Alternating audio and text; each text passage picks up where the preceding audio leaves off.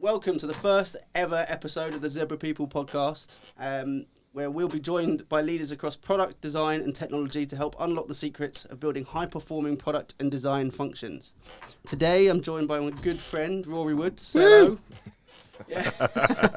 Hello, mate. Thank you for having me. No, thank you for joining us, and thank you for trusting us with the very first episode. It's gonna be fun. So, Rory is currently the VP of Brand Experience at a FinTech scale-up called PrimaryBid. Actually, before we go any further, do you want to just explain what the job title even means? VP of Brand Experience. It's changed again. It's VP of Design and Brand Experience. Apparently, we needed to differentiate the two. I think it was basically to help identify the fact that underneath the umbrella, there were two distinct segments of design. One was product geared, which also includes research, and then the other was obviously brand geared, but not brand in its traditional sense. It's brand in its broader applications, and I think the experience side just helps tie that back to what happens in product, which is obviously what we're going to talk about today, integrating design functions. Yes, yeah, exactly. We will come back to that shortly. To get us started, really, I thought it would be a good idea to get to know you a little bit better. So the first three questions are centered just around that. Starting with, when did you first know you wanted to get into design and why? That's a very good question. It did give me pause for thought. The honest answer is it kind of happened over time. I was lucky enough to go to quite a good school, but it was very elitist in the way it treated students. I was reflecting on this last night while I was sort of prepping my notes. I think I was one of those kids who, for various reasons, towards the end of my school career, decided to drop off the radar a little bit, and I just loved hanging around the art room. Skating, surfing, growing up on the east coast of Australia, that's the kind of thing that one did. And because of that, I probably didn't get the same career steer that others did. And I laugh about it today, but it's also a bit sad in hindsight. Like, I thought being a banker meant working as a bank teller until I was probably in my 20s, and that just sounded like a shit time. So I loved art, I loved creative things, and the honest answer is once I left school, I didn't really know what I wanted to do. I had suggested to my high school art teacher that I wanted to become a portrait artist and study fine arts, but he said, I can promise you if you do that, you'll be destitute for the rest of your life. I thought, thanks very fucking much. Yeah. So I thought, well, I might give it a shot anyway. So I took a couple of years out before starting college. I did a lot of art projects, and then I was kind of guided towards design by family friends, as being potentially a way in which I could apply my love of all things creative in a commercial sense. My first job in design was a combination of things. I worked as an intern at Landor in sort of packaging design, designing cigarette packs for the Japanese market, which was awesome. And I did some publishing design as well. And it wasn't until I started art direction that I realized I could apply that love of portraiture in a commercial sense. And that's how I sort of started to see my career evolve. But going back to your core question, I didn't really have a light bulb moment where I realized that design was my thing. And I think I'm still probably questioning my career choice from time to time these days. But it's improving. It's improving. Yeah. Interestingly, that you bring us around to a topic that's also quite a good area for discussion in the industry, where you differentiate between art and design, right? Because there lots of people that aren't in the space don't often do that or know the difference, right? So I guess we could also even dive into you explaining what you mean to those who might not be in the design sphere day to day. What is the difference? That is also a very good question and a very complicated one. How much time have we got? It's funny, I've been given, again, pause to reflect on this recently, not just because of today's session, but from recent events at work, we're doing what I would call a reintroduction to design amongst senior executives, our chiefs, etc. And I think it's because design, and I know we'll touch on this later, but design is so ubiquitous, in my opinion, to everyday human existence that it's very easy for people to forget that it exists. And because of that ubiquity, it's generally lumped into a single pot without any sort of core differentiation between what is actually a myriad group of disciplines. Some of them could be more creative, some can be more technical, but I think at the end of the day, the the sort of logic that one is starting to see through things like design thinking and methodologies that apply design to commercial scenarios is not just true of the digital products from whence these things originated, but actually if you cast them back, you can apply that kind of logic to almost any creative problem-solving endeavor. I think the differentiation for me is that you've got at two ends of the spectrum. One is the very beautiful and one is the very functional. Functional design is inherently designed to be used, and on the other end of that spectrum, the beautiful is designed to be admired. If you come into the middle of that spectrum, that's where you see a real sweet spot, and that's where I think things like digital products, for instance, it's where advertising, it's where brand design should exist, but doesn't always. I'd say at the very beautiful end of the spectrum, you get high fashion, for instance. Stuff that goes down runways is, whether anyone agrees with you or not actually designed to be worn in a day-to-day scenario. It is there purely for the artistic, and I love it for that. It's brilliant. Then on the other side of it, you've got things like a chair. You can see some proper fucking ugly chairs. Doesn't mean they're uncomfortable to sit in. So yeah, it's there are so many different disciplines within the design sphere, and I think design these days is actually a real misnomer. I think it's misused as a blanket term to cover a lot of things that people don't understand, which is both good and bad. It's a very comprehensive answer. I like that. Yeah. That was the concise version. Yeah, no, it's good. 'Cause again, you talked about the fact that being in that intersection is where you want to be, which is going to bring us on to what we're going to talk about shortly anyway. So I will put a pin in that for a second. Excellent. We'll double back to you started talking about your career to date anyway, and starting out in places like Landor and doing packaging and branding and that kind of thing. Do you want to talk us through briefly, because it's a fairly extensive career so far, what's kind of led you to your role today? I guess a run of happy accidents, moderate successes, a few other bits and pieces. Landor was a lot of fun. I was there as an intern for 3 months. I had hoped to keep working there, but at the time it wasn't something that was available as an option to me. So at the end of my 3-month internship, I was like, right, off to do something else. I think that showed me the commercial, the real cut and dry commercial side of design. And it showed me more broadly what was available to people in the design space. Growing up in Australia, design back then, you had very few big agencies like Landor. Most of the time you had much smaller agencies, and a lot of them were really good. A lot of them focused on brand and sort of what I call derivatives of advertising more than anything else. And then you had the big advertising agencies. So as someone who was more interested in creativity than design proper, it seemed to me like the best road to commercial success was to go into advertising. So I did that. That also, as I said earlier, gave me the opportunity to apply this love of portraiture to the work that I was doing, because as a commercial art director, you're on set, 60, 80% of your time, and you're basically trying to construct a vision, which is a hell of a lot of fun. The reason I chose to get out of advertising was because it dawned on me, I want to say relatively quickly, that's a lie. It took a while to dawn on me, because it's a hell of a lot of fun working in advertising, especially back then. But a lot of advertising is done for its own sake. It's not done for the customer's sake. So you have people creating these wonderful campaigns that don't actually deliver anything for a customer.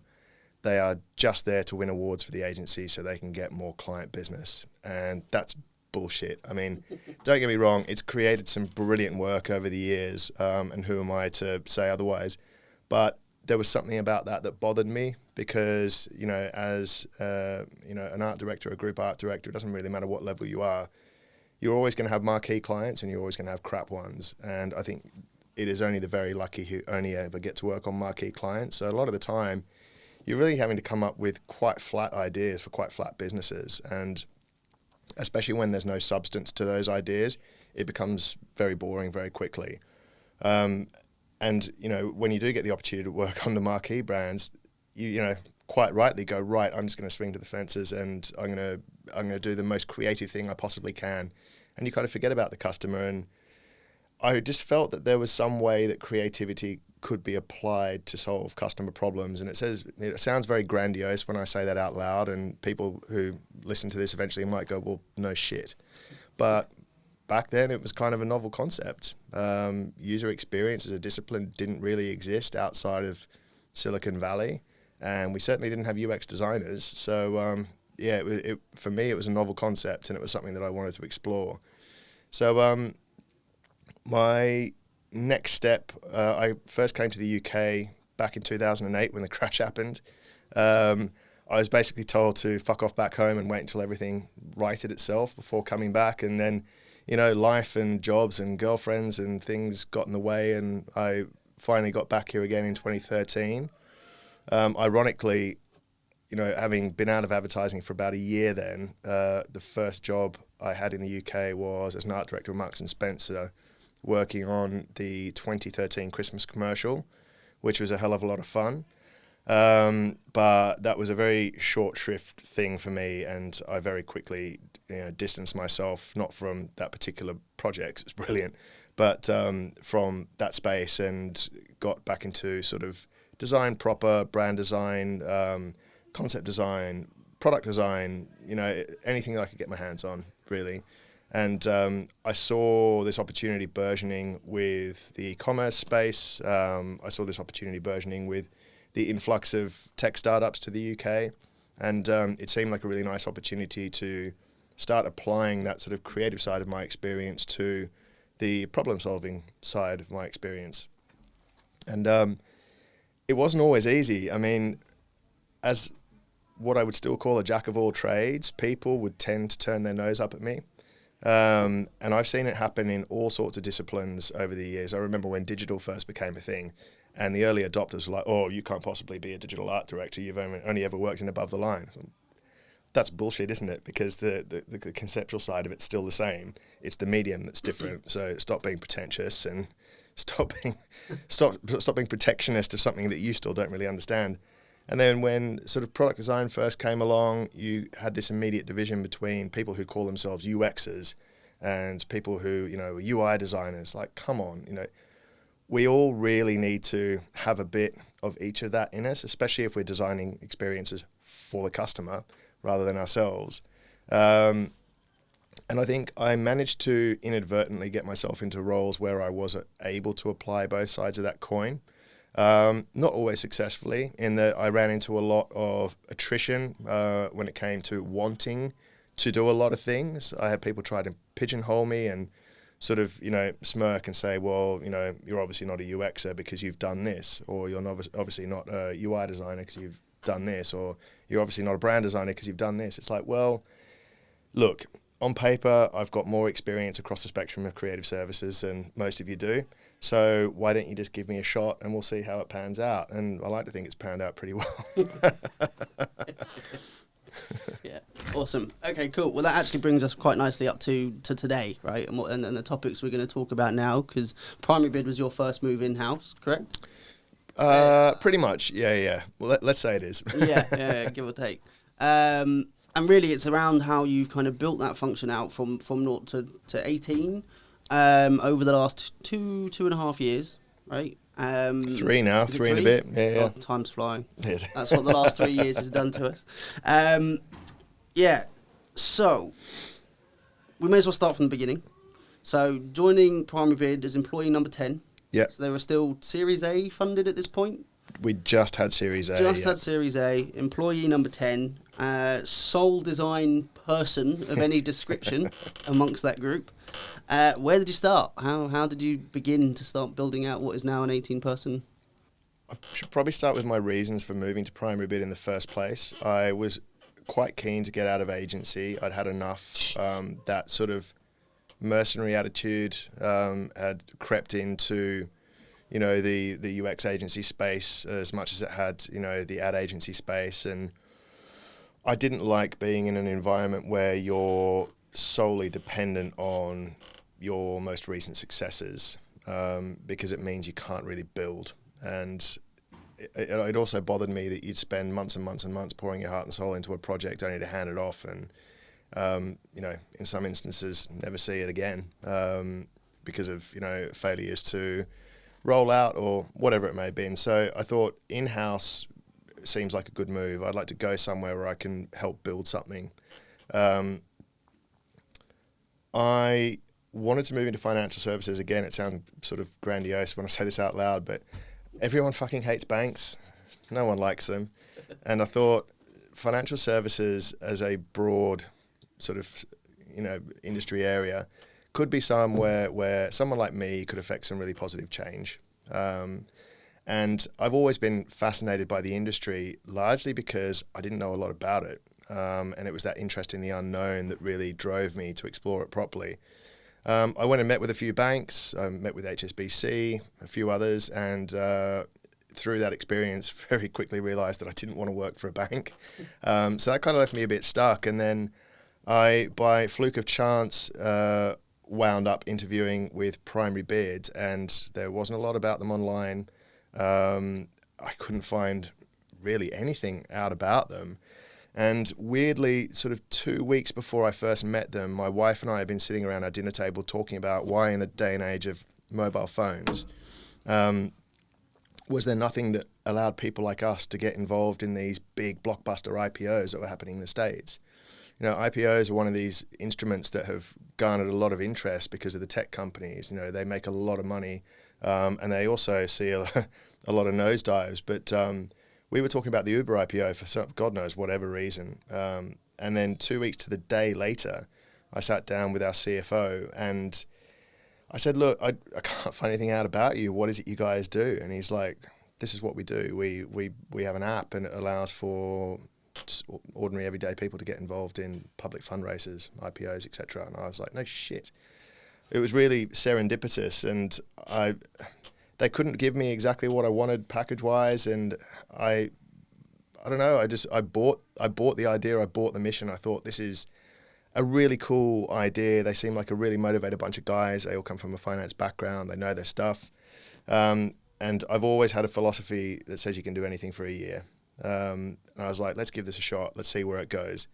And in that sort of final interview, our CFO, Kieran, he said to me, listen, you do realize it's just going to be you, right? I was like, yeah, that's cool. He's like, I really need to understand, or really need to be assured that you realize it's just going to be you. You're going to have to do everything. You have to do the product design, the brand design, the social media post, the emails, this, that, and the other.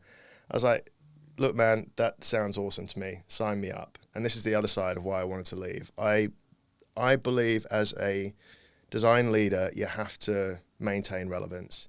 You get this sort of classic model of a creative director or a design director or a chief design officer or whatever it may be, who kind of sits back and lords over a team and has their feet on the desk but doesn't actually execute anything. And I think as soon as you become that person, you lose all relevance to your team. So I kind of wanted to challenge myself to make sure I could still do all of the things that I was instructing others to do. I can, by the way, fortunately. So yeah, I dove into PrimaryBid, and it was a hell of a lot of fun in the early days. And I suppose going in there as the only person gave me a bit of time to think about where we needed to scale initially. It wasn't sort of easy to discern, because the other part of me joining PrimaryBid was a very real understanding of the fact that we weren't planning on seeing any sort of scale as a business for 2, 3, 5 years even. We were one of those very fortunate companies that the pandemic really boosted, because you had loads of public companies who suddenly needed to raise money. And funnily enough, investment banks weren't handing it out. So they had no choice other than to go to the retail market, and the only platform they could use to do that was us. So we did loads of business during the pandemic. We raised a lot of money for a lot of very well-known companies, to the benefit of the individual investor, which was something I'm quite proud of. And all of a sudden, I was sort of faced with this decision of how do you scale? What do you have to do next? There wasn't really a plan, if I'm being perfectly honest. There were so many touch points within the business that I knew needed love, but obviously being a very early stage startup, with Series A in the bank, I had to be quite prudent with how I recruited, which is obviously when I called you. We started out with product designers because at the end of the day, we are a product-centered business. Without a product, we don't really have an offering, and that was something that we needed to upgrade and update. The original version that was built by an agency,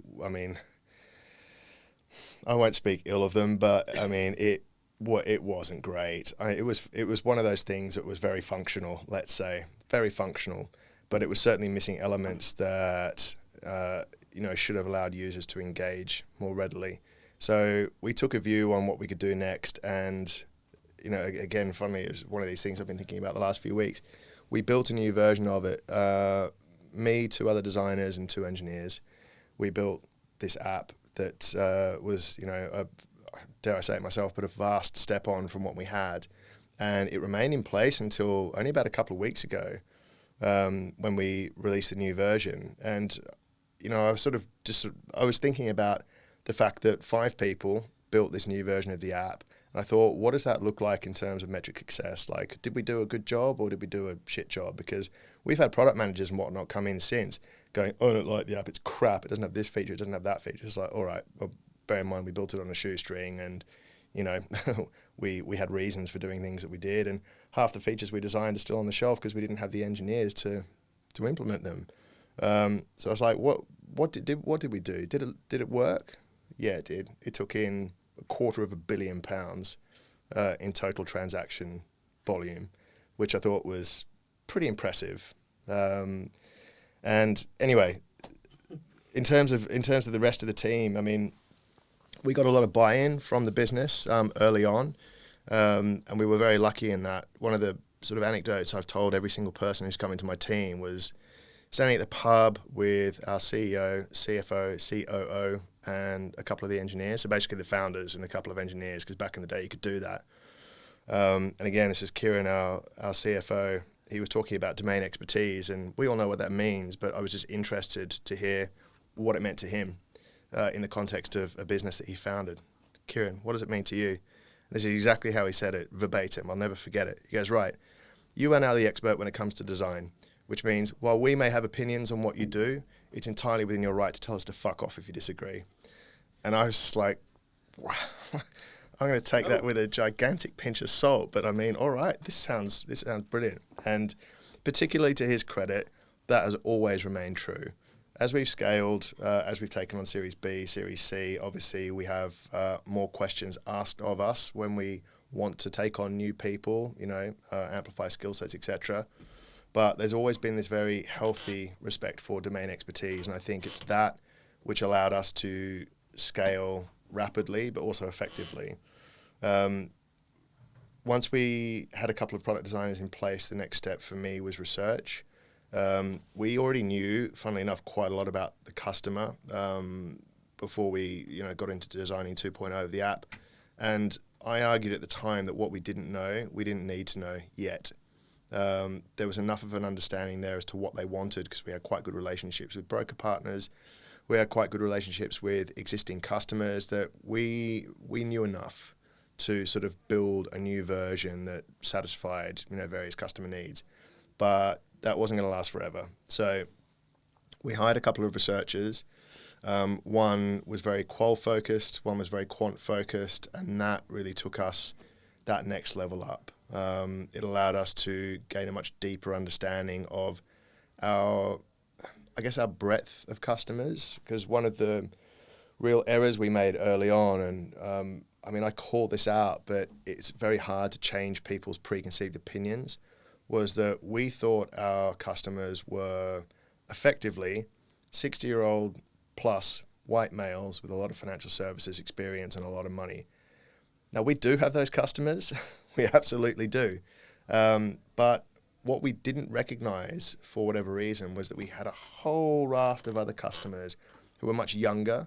They had much less disposable income, but by percentage, when talking about that income, they were sort of much more tolerant of risk. So you might get a person who's got £1 million in the bank, and you might get a person who's got £100 in the bank. That person with £100 was willing to throw the whole lot, whereas this person would throw a fraction of a percent. Now that's me being extreme to prove a point, but it served to,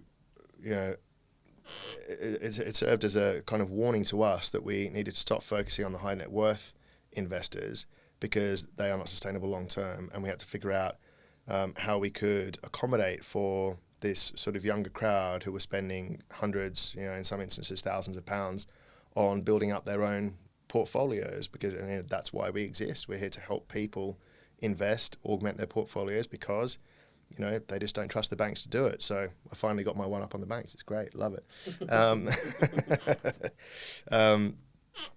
But yeah, the research allowed us to do that very quickly, and it was really great to put to bed these preconceived misconceptions that people had about our product. Once we were able to do that, we were able to do all sorts of other interesting things. We were able to pursue much more retail-focused interfaces. We were able to take precedent from a whole series of industries that we didn't before, because PrimaryBid it's the first of its kind. What we do didn't exist before us, and that is the gift and the curse. It means that you don't have precedent to draw from. You can't look at competitors and say, what are they doing well and what can we copy? But it also means you've got a whole load of freedom. But if you don't sort of remain frosty and work diligently, that freedom can turn to complacency, and you suddenly find yourselves back against the wall with people coming after you because of the success you've had. And we've had that a bit recently. We now have competitors in the market, which I think is actually great for us. It helps galvanize your resolve, and helps you really think about what it is you want to do next from a product point of view, a design point of view, to tackle a competition. The brand side of things evolved a little bit more slowly. As I said, we're a product-centered business, so that was obviously the focus. And our first hire in that space was a designer who came out of a fashion background. And people might think that's weird, but I've always had a massive love for and affection for fashion and fashion design. I mean, you might not know it by the way I dress, but I mean, I've got coffee table books of Christian Dior, Balenciaga before it turned into a bougie streetwear brand, and like beautiful historic couture has always been a real interest of me. And people look at me and go, "Why, that's not design?" I'm like, yeah, it really is. And you hear digital designers, product designers these days banging on about craft. I'm like, shut up, you have no idea what craft is. But there's craft in that sort of thing as much as there is, you go up to Northampton and you look at the shoemakers, that really resonates with me, that sort of thing. And having someone who came out of a fashion background, and also had spent some time in advertising, I should add, I thought was a really nice way to take what I would call a pure play creative designer and have them apply that flair, that sort of beauty side of things to a business that was in the midst of transforming a very institutionalized industry. I knew we didn't want to be like a brokerage house. We didn't want to look like one. We didn't want to look like a bank. We wanted to look very, very different. I wanted us to stand out from the crowd. And I thought the best way to do that was to have someone come into the business who had no preconceived ideas about what a bank should look like and just let them go. And it was quite interesting because, again, she came through you, thank you, Michaela.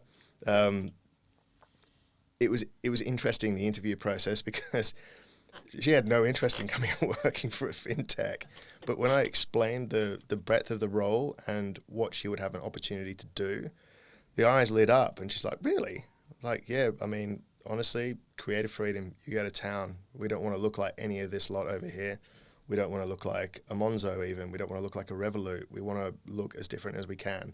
And look, we might not have got that. We might not have done that, but I think we've gone a long way. And it's all because of that style of creativity, and it's all about that adoption of different types of design into an organization. And then once we saw success in that space, we suddenly got licensed to grow it out. And our board, basically January last year, were like, your primary focus as a business needs to be on building this brand. You've got the tools to do it, have at it. And so we hired at scale. We've got 2 more brand designers, very recently hired a fantastic creative director.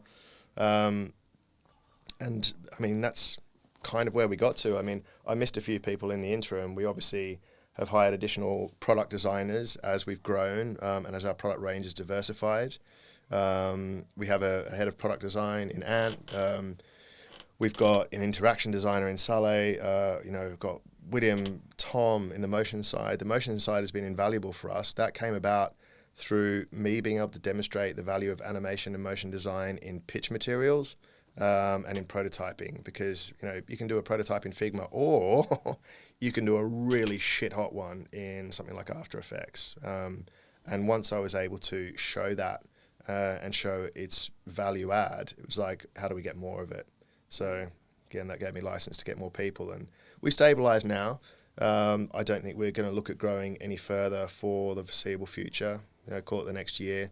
That's through a combination of the current economic climate, market environments, a few other things, but also our team is very good at working on that nervous tension that comes with having too much to do.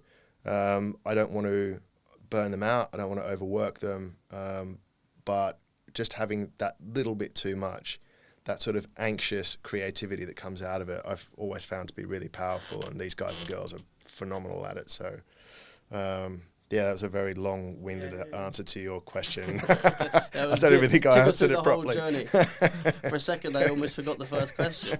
But actually, there's a few different topics within that you started to broach that we'll dive into a little bit more, because actually one of the key ones is almost how we bonded 5 years ago in terms of the mentality of design and creativity being sector agnostic. And that's kind of an approach you've taken with building out your team. And as you mentioned, you brought people in from fashion design and various other areas, because people didn't come in with preconceived ideas. You brought different types of creativity and vision to the brand, which is the complete opposite of what a lot of businesses tend to do.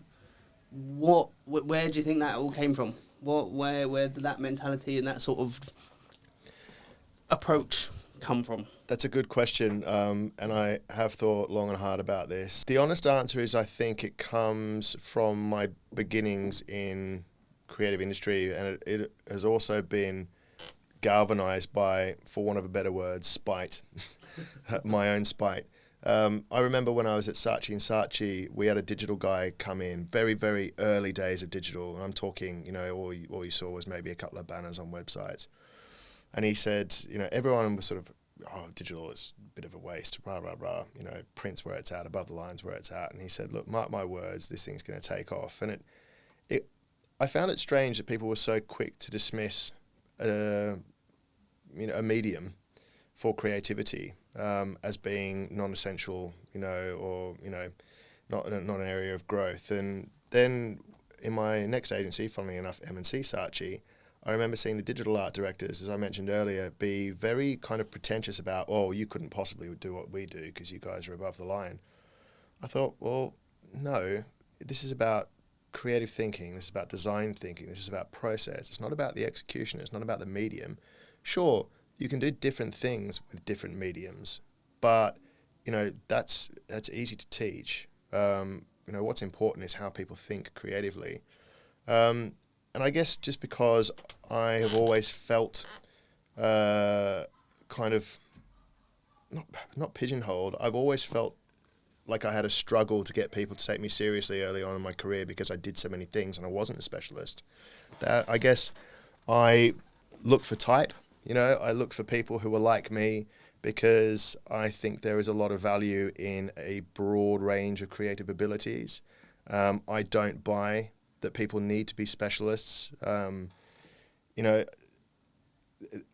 notion of 80% is something that I wholly subscribe to. I think one of my design heroes, Michael Leon, when I was growing up, when I was at school, he was a designer for girl skateboards, and I just thought that's what I want to do forever. I mean, if I can draw pictures of people on skateboards, that's my life and career done. And he went on to greatness. He was the creative director of Patagonia, global creative director of Nike, Sonos. He's now back at Patagonia. And he talks about 80%ers, and I think that's a rule that I subscribe to in terms of hiring as well, which I'll get to in a minute. But that broad range of creativity, I think, is really important, because on occasion you do need specialists, but those occasions are becoming increasingly rare, in my opinion. I think you need at least another string to your bow as a designer, as a creative professional, because otherwise the medium that you specialize in will change, and it will flex, and in some cases it will completely disappear. and you'll find yourself up the creek. And I think it's good for younger designers' careers to really broaden their perspectives. I mean, it's kind of like the mixed martial arts analogy. You think how popular MMA is? It's just, people learning multiple different disciplines and then being able to apply those in a scenario. I think that's what designers need to do. Like it really pays to have a broader understanding of creative disciplines. Absolutely. And then I suppose the inverse of that though is have you ever found that a lack of sector or particular area knowledge has caused a problem? Have you hired in that way and ever brought someone in and gone, oh, you know what? I think it has a perception problem, yeah. I mean, we've had instances where we've hired people, fortunately not in the design team, but certainly in other areas where their sort of lateral thinking has them called out as, oh, well, of course they don't understand this because they haven't worked in finance before. And I think that is unfair because at some point, neither did the person calling them out. Everyone deserves a chance at a learning curve, I think, and I don't really believe that industry sectors can be as closed off as they might suppose to be. Like, for instance, I try not to say this out loud too often, but what we do at PrimaryBid is very close to e-commerce. Our issuer clients will give us a pool of shares, so effectively a SKU, and we facilitate a transaction whereby our direct customers and our indirect customers will buy, X number of those things, and they'll, spend money in return. That's an area of precedent that we can draw on to improve our customer experiences, our product experiences, our brand experiences. If we only looked for people who came from financial services backgrounds, it is highly unlikely we'd find people that have experience in e-commerce journeys, as an example. And that's just a very basic example. I think having people from different backgrounds does allow them to come in with a fresh perspective. I think it definitely helps to have an understanding of financial services working at PrimaryBid. And it certainly helps to have a personal interest of, equities, shares, investment. But I wouldn't say it's mandatory. And in fact, I think if one discounts people from different backgrounds, then you're potentially doing yourself a massive disservice because you never know what you're going to find in terms of people's aptitudes. You might find that the person who's never worked in Fin before turns out to be the best that there has ever been. You just got to give them a shot and they've got to be guided. But that's where the interviewing process really comes in. I mean, you'll get people who are desperate to work in a certain sector because it seems cool. You got to weed those people out. Cool. So, taking another step back a little bit, we talked a little bit, you've built your team essentially as what you call this fully integrated brand experience team. Do you think that, partly that mentality of the different creative skill sets coming together helps to build that brand experience led to that? Or, because we talk about there are plenty of businesses who separate those two things out, right? You have product and experience and you have brand and marketing and advertising and everything else. You were quite intentional on keeping those two things together and under one roof. Yeah. I suppose, why was that? And what are the biggest benefits that you've seen off the back of it? Again, I think because of ubiquity in design, you've seen a lot of other business units kind of supersede design in terms of importance in organizations. Like, for instance, brand will often sit under marketing. Product design will, funnily enough, often sit under product. Being completely transparent, it's not entirely different at PrimaryBid. The entire design organisation sits under our CPO. I used to report into our CEO a long time ago. When we hired Salil, our CPO, I made a very deliberate choice to move design under his banner, and I was given the option to stay where I was, but I just knew at the time, for various reasons, it was going to be what allowed us to move really quickly. The whole move fast, break stuff, etc. So, and it was the right call to make. But I wanted to keep design unified because I don't believe that any other business unit should own design. I think we're starting to see designers step into board seats, people like Steve Johnson at Netflix. We're starting to see examples of chief design officers, Dan Mikowski is an obvious one. You've got, Barclays have got a chief design officer, Macquarie Bank have got a chief design officer.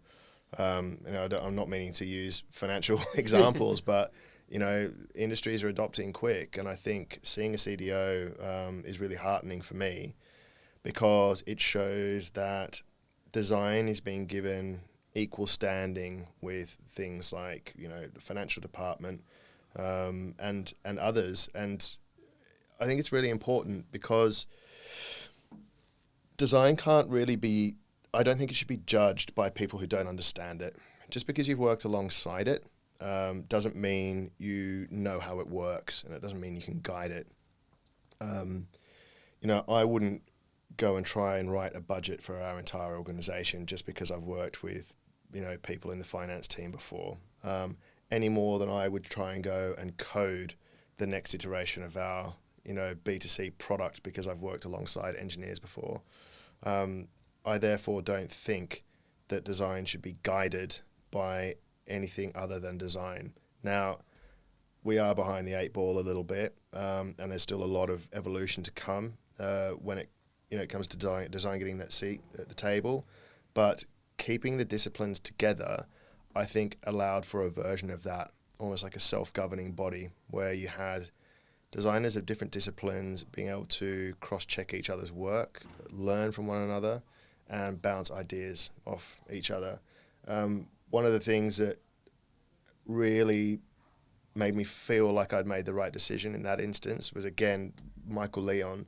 He was on the Envision podcast, and he was talking about his time at Sonos. A friend of his had said, your advertising, your product experience in terms of the app and whatnot, and your physical products are all very different. What's all that about? And he basically said to his friend, it's because the teams that design each of those sit in completely different parts of the organization. And he used the term reaching across the hall, that they had to reach across the hall to get assets, work together, et cetera, et cetera. And that just seemed like a lunacy to me. Now, I'd made the decision to build a unified organization before that happened. And, one of the things I'll always be grateful to PrimaryBid for is giving me that opportunity. And it comes back to Kieran, you're the domain expert, tell us to fuck off if you disagree.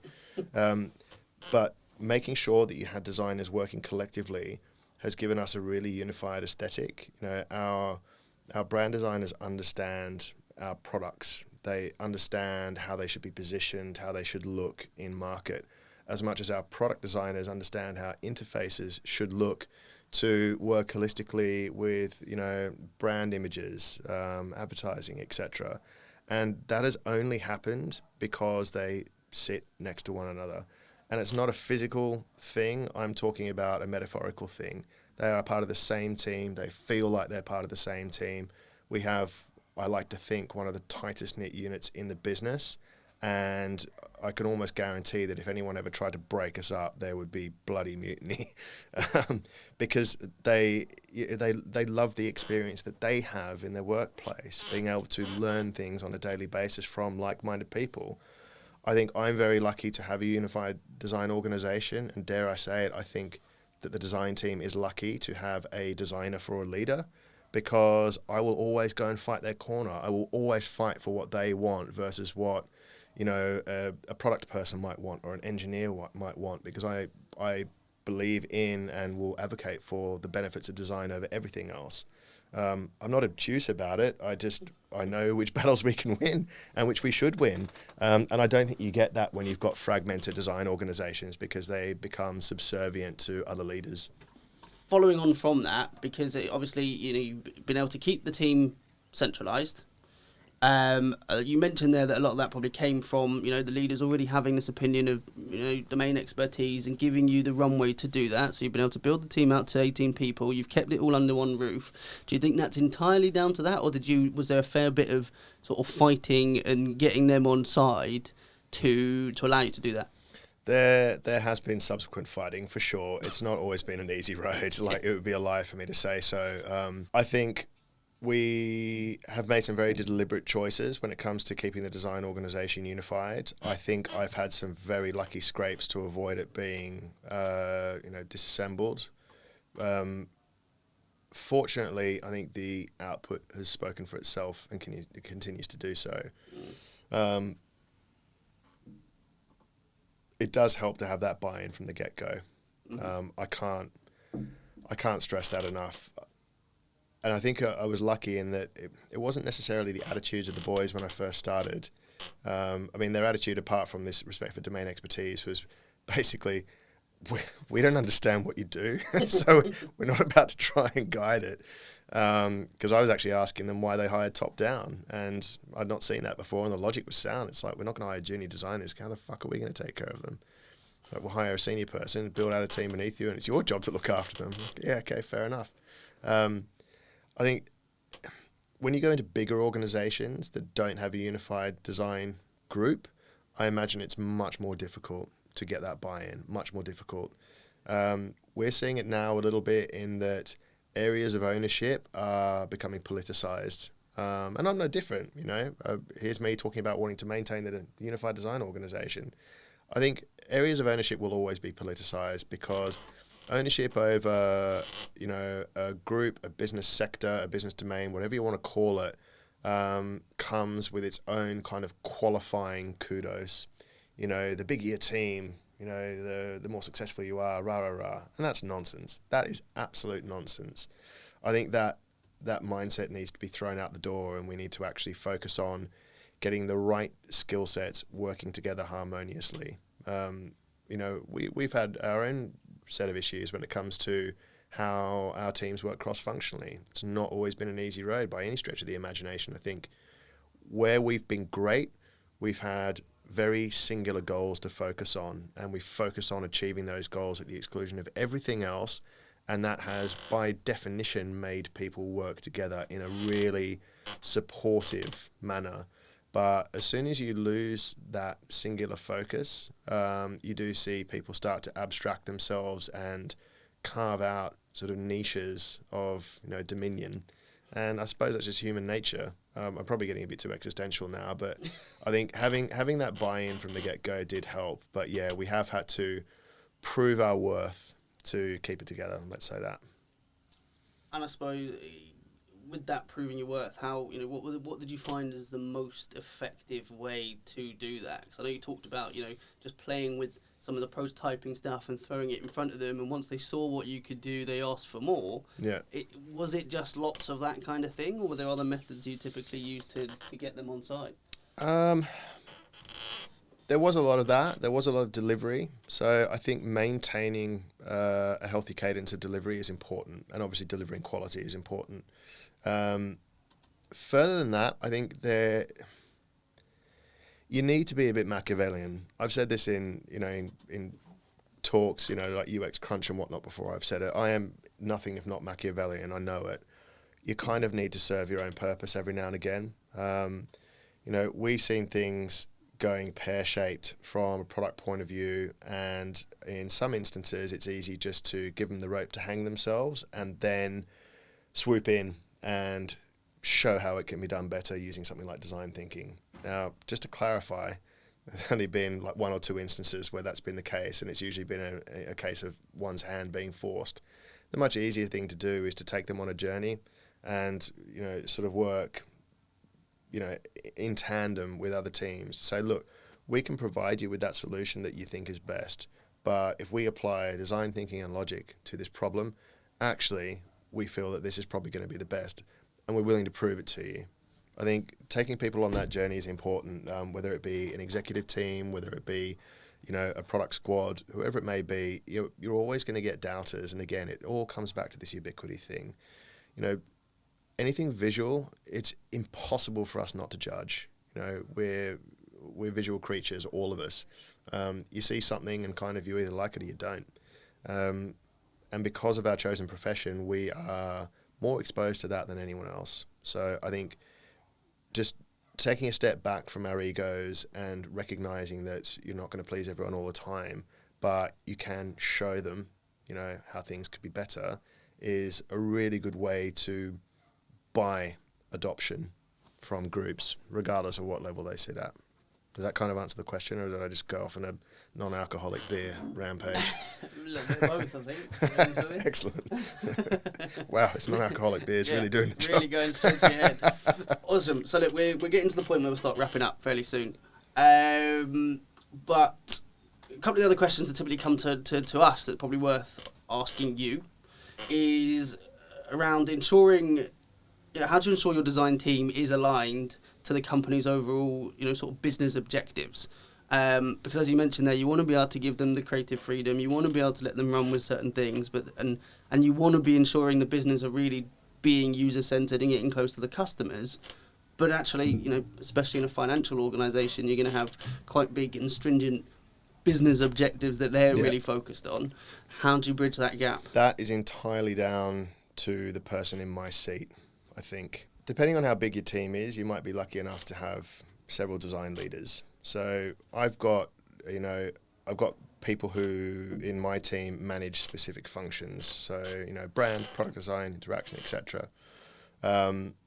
And for the most part, I kind of like to leave them alone to manage the creative and design side of things. So call it the motivation. My job, I like to think, at least part of it, especially as the team scales, is to also motivate, but in a way that allows them to see what they can contribute to business objectives. I don't think it's fair to ask everyone to buy into business objectives from the ground up, because I think often they're not framed in a way that allows everyone to understand them.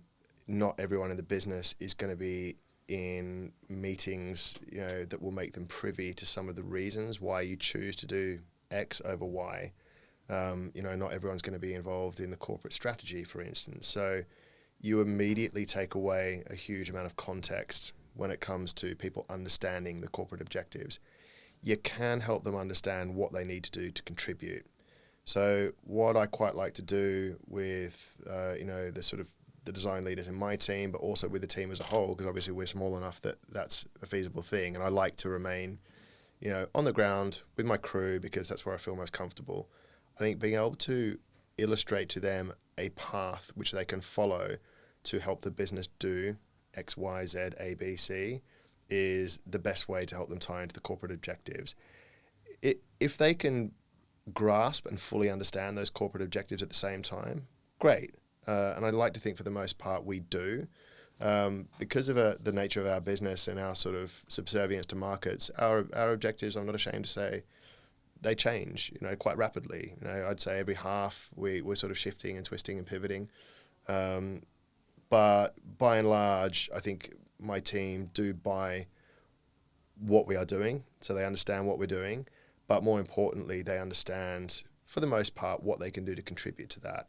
The reason why I think that approach is also important, because it means if they don't understand why we're doing what we're doing in terms of overall objectives, at least they understand what they can do in the context of their role to really succeed, and by proxy help the business succeed. And I think that comes down to also the type of people you choose to hire. One of the things that I firmly believe in is that you have to hire for personality over competency. You don't hire incompetent people, but obviously you don't do that, but you always hire for personality. It's the 80% thing again. Competency can be trained. You can't train personality. If you hire someone who is just an absolute design savant, but they're an asshole, no one's going to want to work with them. If you hire someone who's a lovely person and they've got 70% of what you need, 80% of what you need, and actually you need 100, then you've got time up your sleeve to coach them towards achieving that 100. And again, I think like we said earlier, I think generalists are the better play anyway, and quite often you'll find that generalists will have more to bring to the party, and that 80% winds up being okay anyway. And then you've got a team full of lovely human beings who are, all pulling together, willing to succeed, as a group on behalf of the business, and that makes, tying it back to corporate objectives even easier.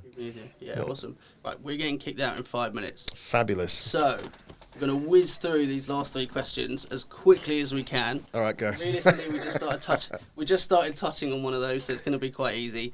when it comes to the key skills and attributes that you look for in designers when you bring them into your team, is there anything specific that you would give as, I suppose, advice to designers to help them to stand out? Because obviously, we talked there about personality over skill set.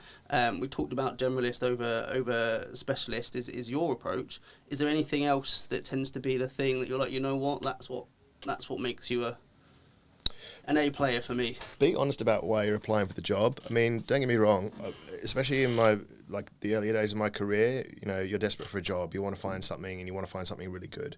If you're lucky, you'll find that. But I think these days, even though it's hyper competitive, younger designers should still be relatively selective with the jobs that they go for. The reason I think that's important is because when you're sat in front of a hiring manager, especially an executive hiring manager like me, if you can't be honest about why you want that job and why you want to come and work for that particular company, it's very obvious very quickly, and in which case I won't hire you. I think having a kind of emotional reason that you want to go and work for that business is important, because otherwise you're likely to not enjoy it from the outset. I imagine that is true of businesses like Google, for instance, as it is of the big finance juggernauts, as it is PrimaryBid. I mean, I was talking about this earlier this week with our chief people officer. I suspect that we've had people come to work for us recently because we've gathered a lot of press in the last 12 months.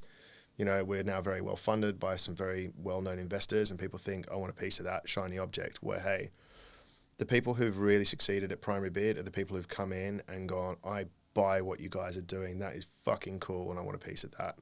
So being mission-driven and being able to illustrate that to a hiring manager, I think is really important.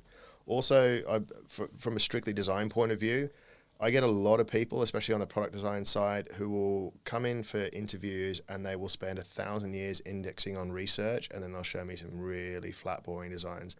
I'm just not interested in that. If you're applying for a research role, show me the research. If you're applying for a design role, show me the design. Again, I believe in generalists, but you need to have a focal point.